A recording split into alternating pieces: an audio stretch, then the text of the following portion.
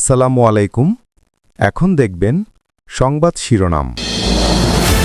ভূমিকম্প সতর্কতায় রাজুকের সিদ্ধান্ত মানেনি প্রতিষ্ঠানগুলো। ৩ বছর পরও বহাল তবিয়তে ঝুঁকিপূর্ণ ৪২টি ভবন মাঝারি কম্পনে ধসে পড়ার শঙ্কা।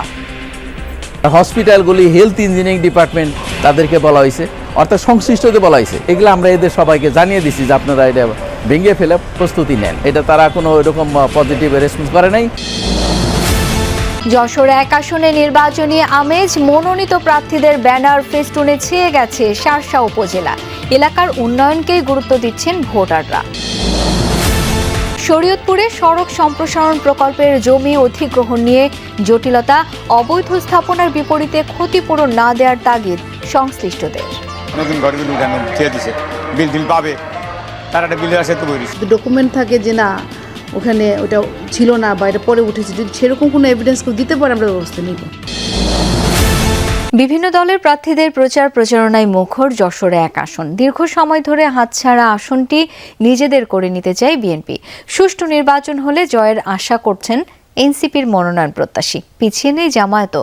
ভোটাররা চান এমন জনপ্রতিনিধি যার হাত ধরেই ত্বরান্বিত হবে শার্শার উন্নয়ন। শহর থেকে গ্রাম সবখানেই এখন নির্বাচনী আমেজ।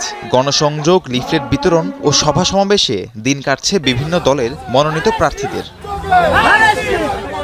ভোটের হাওয়া বইছে যশোর ১ আসনেও। শার্শা উপজেলা নিয়ে গঠিত আসনের প্রতিটি অলিগলি ছেয়ে গেছে ব্যানার ফেস্টুনে। কর্মী সমর্থকদের নিয়ে দিনরাত নির্বাচনী এলাকা চষে বেড়াচ্ছেন প্রার্থীরা। এই আসনে এবার ধানের শীষের প্রার্থী মফিকুল হাসান তৃপ্তি। ১৯৯৬ সালে যশোর ১ আসন থেকেই জয়লাভ করেছিলেন তিনি। ১৭ বছর ধরে হাতছাড়া আসনটি আবারও নিজেদের করতে চায় বিএনপি। ২৬ সালে নির্বাচন হবে, আমরা সেই নির্বাচনে দলের পক্ষ থেকে আমি মনোনীত হয়েছি। আমি মাঠে নেমে যে উৎসব মুখর পরিবেশ দেখছি, মনে হচ্ছে যে মানুষ একটা বন্দিশালার থেকে উন্মুক্ত হয়ে গেছে এবং ভোট দেওয়ার জন্য উন্মুখ হয়ে আছে। মনোনয়ন চূড়ান্ত না হলেও মাঠে সরব এনসিপি। সুষ্ঠু এবং অবাধ নির্বাচন হলে জয়ের আশা করছেন এনসিপি থেকে নির্বাচন করতে আগ্রহী মুরাদুদ্দৌলা। বলছেন ৫ আগস্ট পরবর্তী সময়ে মানুষ এখন নতুন মুখ চায়। সংসদে আমার দলের প্রতিনিধি হিসাবে জনতার আকাঙ্ক্ষা পূরণের জন্য এবং শহীদদের স্বপ্নের দেশ বিনির্মাণের লক্ষ্যে কাজ করব। ১৯৮৬ সালে আসনটিতে বিজয়ের স্বাদ পেয়েছিল জামায়াতে ইসলামী। সেই ইতিহাসের পুনরাবৃত্তি ঘটাতে প্রাণপণ চেষ্টা করছেন বর্তমান প্রার্থী ও তার অনুসারীরা।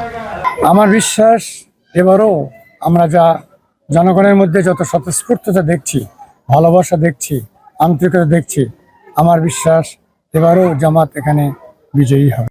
যাদের হাতে মূল ক্ষমতা সেই ভোটাররা চান এমন একজন জনপ্রতিনিধি যার হাত ধরেই ত্বরান্বিত হবে শার্শার উন্নয়ন। আমরা চাঁদাবাজ, সন্ত্রাস মুক্ত একটি শাসা দেখতে চাই। মূল সমস্যা যেটা হচ্ছে মাদক, যে মাদকটি দীর্ঘ ১৭-১৮ বছর ধরে অবাধে চলে আসছিল, সেটাকে আসলে নির্মূল করতে হবে। যে সরকারি আসুক, সেই সরকার যেন আমাদের ন্যায্য মূল্যভাবে ফসলের দাম দেয়।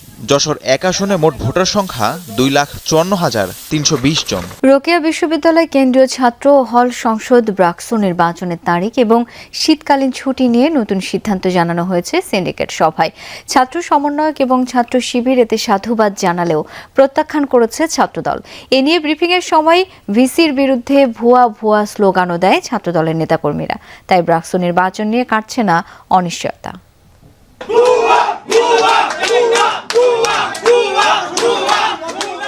এই দৃশ্য বুধবার রাতের রোকেয়া বিশ্ববিদ্যালয়ের প্রশাসনিক ভবনের সিন্ডিকেট রুমের। বেলা ৩টায় শুরু হয়ে জরুরি সিন্ডিকেট সভা শেষে তখন ব্রিফিং করছিলেন VC doctor M Shawkat Ali. ২৪ December নির্বাচনের তারিখ ঠিক রেখে শীতকালীন ছুটি এগিয়ে ২৫ ডিসেম্বর থেকে ১০ জানুয়ারি পর্যন্ত ঘোষণা দেন তিনি।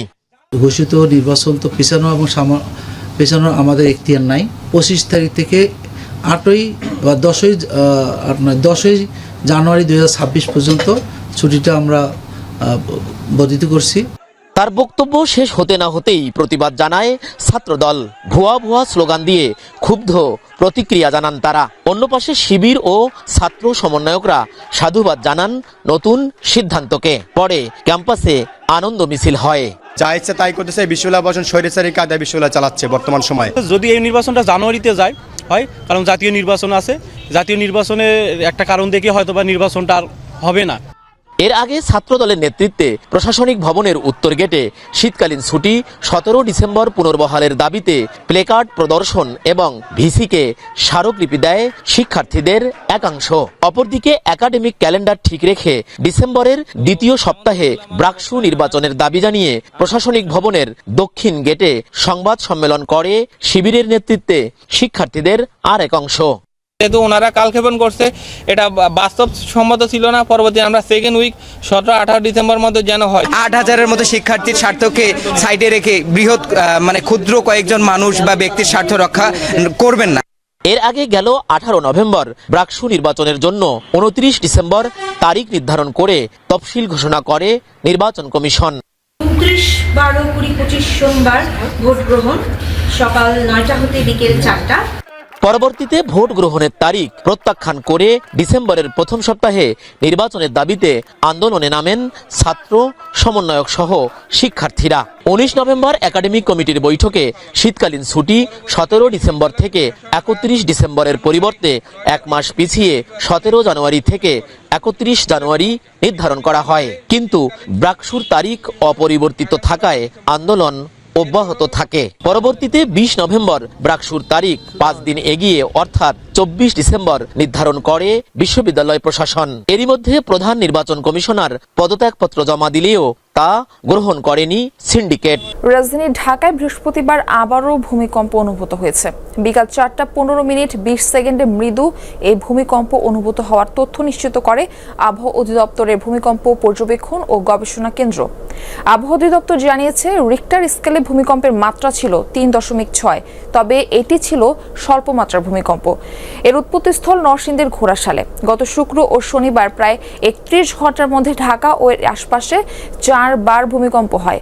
এর মধ্যে শুক্রবার সকালে ঢাকা থেকে প্রায় 25 কিলোমিটার দূরে রিক্টার স্কেলে 5.7 মাত্রার ভূমিকম্পটির উৎস ছিল নরসিংদীর মাধবদী। উৎপত্তিস্থলের গভীরতা ছিল ভূপৃষ্ঠ থেকে 10 কিলোমিটার গভীরে। শুক্রবারের ভূমিকম্পে 10 জন নিহত হয়, আহত হয় 600-র বেশি মানুষ। এই প্রধান প্রকৌশলী অনেক চেষ্টার পরও সিদ্ধান্ত কেন বাস্তবায়ন হয়নি তা নিয়ে হতাশা আছে তারও। স্কুলগুলি, এডুকেশন ইঞ্জিনিয়ারিং ডিপার্টমেন্ট তাদের বলা হয়েছে, আর হসপিটালগুলি হেলথ ইঞ্জিনিয়ারিং ডিপার্টমেন্ট তাদেরকে বলা হয়েছে, অর্থাৎ সংশ্লিষ্টদের বলা হয়েছে। আর ইউনিভার্সিটির যেমন ঢাকা ইউনিভার্সিটির লেদার টেকনোলজি বিল্ডিং, তারপর জগন্নাথ ইউনিভার্সিটির অ্যাডমিনিস্ট্রেটিভ বিল্ডিং, তারপরে আমাদের আছে মেডিকেল, বাংলাদেশ মেডিকেল ইউনিভার্সিটির এ ব্লক, বি ব্লক, এই ধরনের ওইগুলি, এবং জাহাঙ্গীরনগর ইউনিভার্সিটির মীর মোশাররফ হোসেন হল, এগুলো আমরা এদের সবাইকে জানিয়ে দিছি যে আপনারা এটা ভেঙে ফেলে প্রস্তুতি নেন। এটা তারা কোনো এরকম পজিটিভ রেসপন্স করে নাই।